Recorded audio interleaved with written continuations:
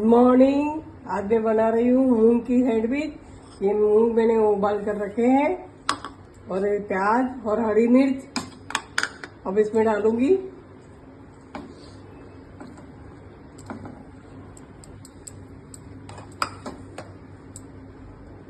जरा सा लाल मिर्च और ये वाली लाल मिर्च।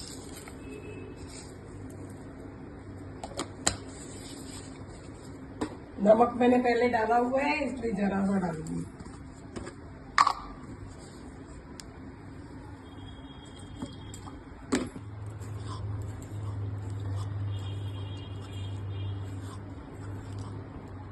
इनमें मूंग भरूंगी।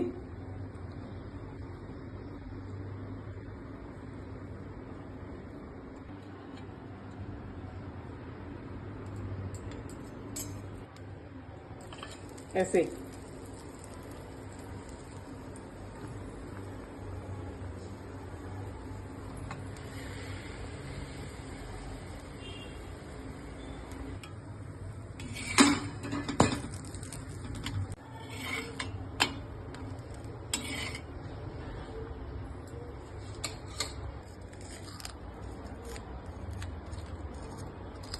सैंडविच मूंग की तैयार है।